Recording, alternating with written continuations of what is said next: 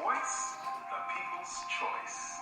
You're now listening to 895themix.com, the place you go for personal conversation, for business information, and for spiritual inspiration. You can find us on 895themix.com. You can also find us on your phone on TuneIn Radio. 895themix.com, the people's voice, the people's choice. Hello, everyone. This is Brian McNeil, and again, I'm sitting here with my beautiful co-host, Lisa Santiago McNeil. And today I want to talk about our basic ministries here on life. Why are we here? Now, our expressed mission is that your gifts will make room for you. We believe in economic independence through entrepreneurship. And I want to talk about that with Lisa today. What does that mean to you?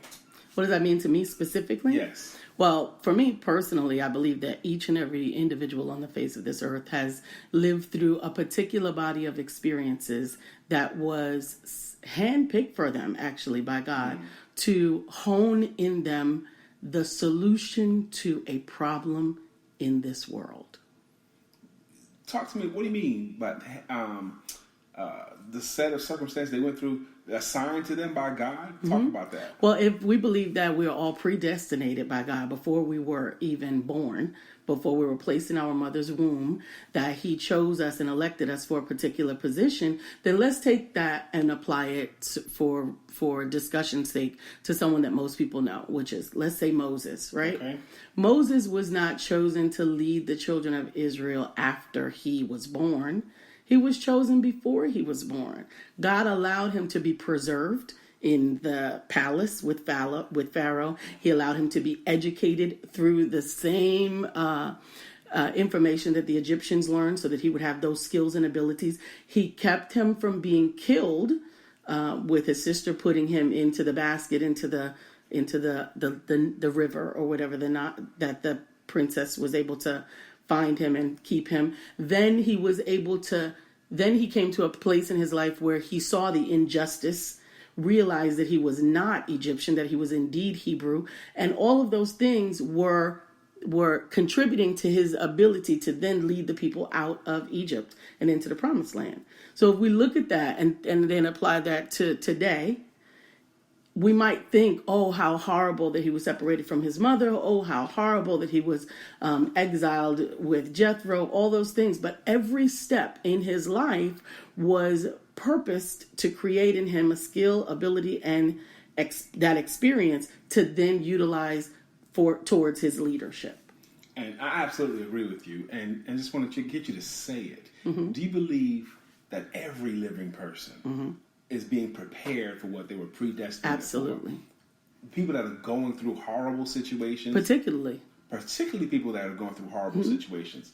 You know, in your great book, Discovering Your Why, one of the things I feel like after I read your book is that book helps to make hard points in our life to make sense. Mm-hmm. That's what I say. Well, I'm glad of that, because that's what it was about for me. It was about me embracing the difficult seasons in my life and realizing that they had reason. They weren't just arbitrary hardships, that they cultivated in me different skills and abilities that I would not have had. Absolutely. For a purpose. You know, today the people that are on jobs that they hate, or on jobs that frustrate them, people that have a dream, and I think we all do, but so many times people let their dreams die.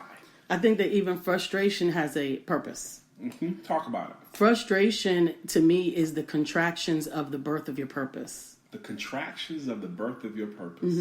The damning of the birth of your purpose. Right. So when a woman is about to give birth, everything hurts. The body is shifting, constricting.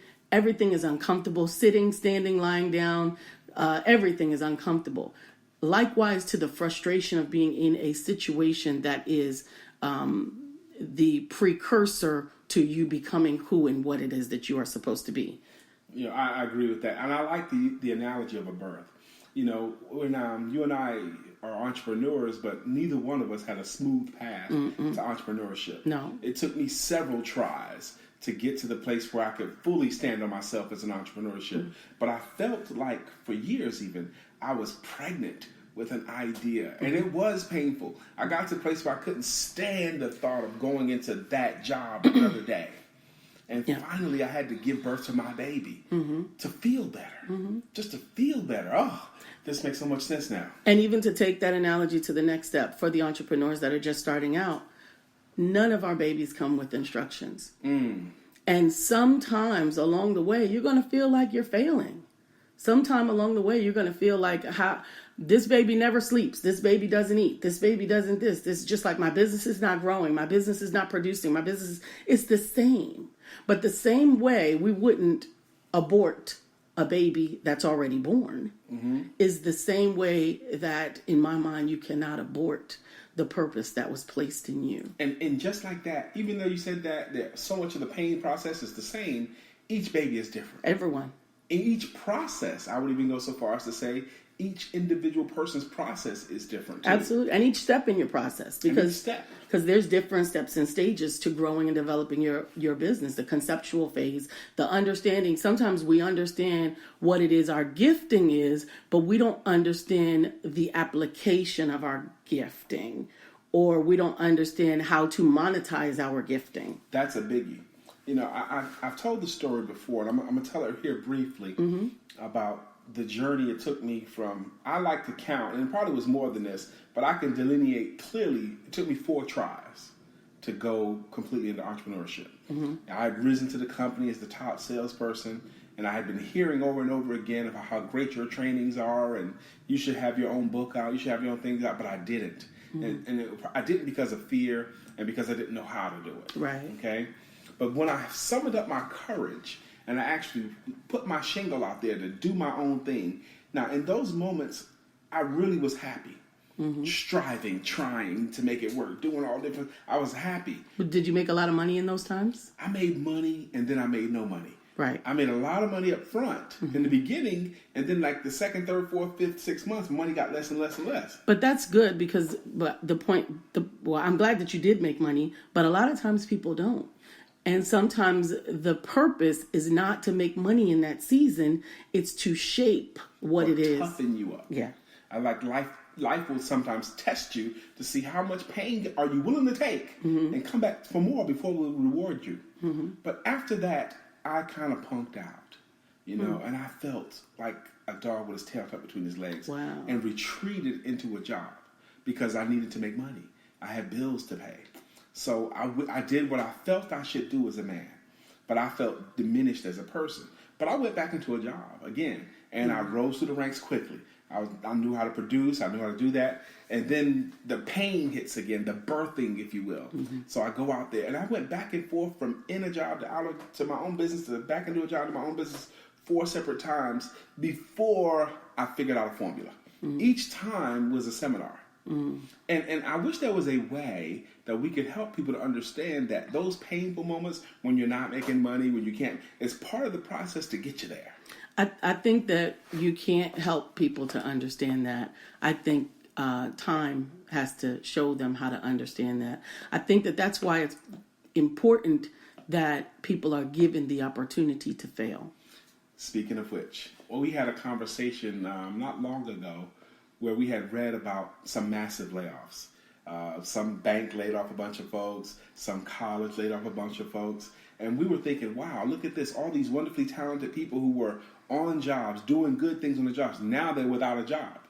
Isn't now a great time for their gifts, the things that they think about doing with their lives, now they have the room to do it, right? I think so, but I think what happens at that time is they may be inspired to say, oh, this is a sign that I should be doing something different, that I should be independent, that I should be bringing about this thing that's been in me for all this time. But unfortunately, what happens, the pressure of needing to make money sometimes comes in there as well. But that's a constant, though. So there has to be a reason for it. There has to be a benefit or there has to be a reason because that doesn't go away. So some people, when they lose a job, they immediately look for another. Right. And they look for some people really, really talented, look for another job for a long time, you know, instead of doing their own thing. I often like to think about people that come out of prison. Mm-hmm. Now, in prison and jail, you will easily discover people in there are forced to become clever and resourceful because they don't have a lot of resources. Right. So they have to figure out a way to get by. So when they come out there, a lot of them spend time frustrated because no one is hiring, but they have gifts and skills. Mm-hmm. And if we was able to help them to foster their gifts and skills, to to enhance or develop their gifts and skills, mm-hmm. so they can do their own business. Yeah. I think that ideally is sort of where my niche is. Where I really want to see people succeed is at being industrious. Like I often say, I'm a product of Hustle University. It wasn't about being creative. It was about surviving. Right? It wasn't about being creative. I needed money. So you going through that and helping as many people as you do, mm-hmm. can you help me with like a couple of sentences? And I'll do the same. How do you help people for their gifts to make room for them? How do you help people to manifest or do their own thing or birth their thing? How do you help? Right. So it's actually in 3 parts because first they have to discover what it is that they have inside of them. And you help them with that? Absolutely. I help them with their discovery process. What is it that you're particularly good at? What is it that you have uncovered or created or whatever? And then taking that to the transformation stage. Now, what is the practical application of this skill, gift, or talent? How can this then become a business? So we take what you have, just like the prophet said to the widow, what is it that you have? And she said, I have these twigs and this meal. That's all I have. Well, he says, go make a cake. The other one, he said, all I have is this oil. Well, go gather all of the cruises that you have, and they'll never run empty. So I believe that we take biblical principles and apply them to real life. After that, the transformation is evolving and structuring that into the foundation of your business. How does it make money? Trial and error, setting your prices, setting your product, and then branding it. And then manifestation is actually going out, hanging out a shingle and selling it. Because until you sell something, you're not in business. You're in concept. And that's what I believe my ministry in life is. I help people with a product, with a service to sell, primarily services, to actually sell it. I think my ministry is to shortcut the time it takes for them to develop the ability to sell their services and to actually earn money. I think what my coaching services, very personal sales coaching services does is it shows people how to sell what they have much quicker than they could on their own so they can profit much quicker.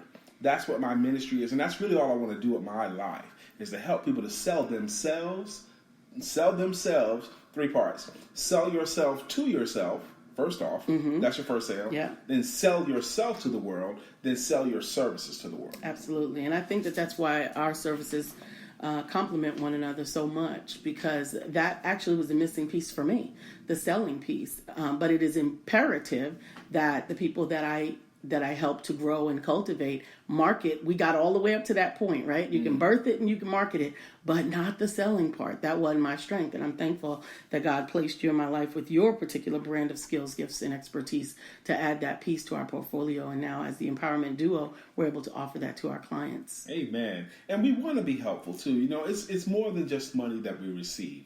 It's a ministry. It's like we have to. Absolutely, we have to.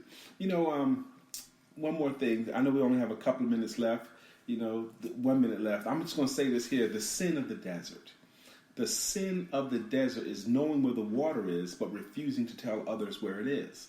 So many of us know something that can be helpful to another person, but when you're not willing to tell them, you're not willing to sell it, you are in that moment committing the sin of the desert, and we want to help you to no longer commit that sin, because the things that you have benefits the world. Absolutely. I am Lisa Santiago McNeil. And I'm Brian Keith McNeil. Thank you for joining us.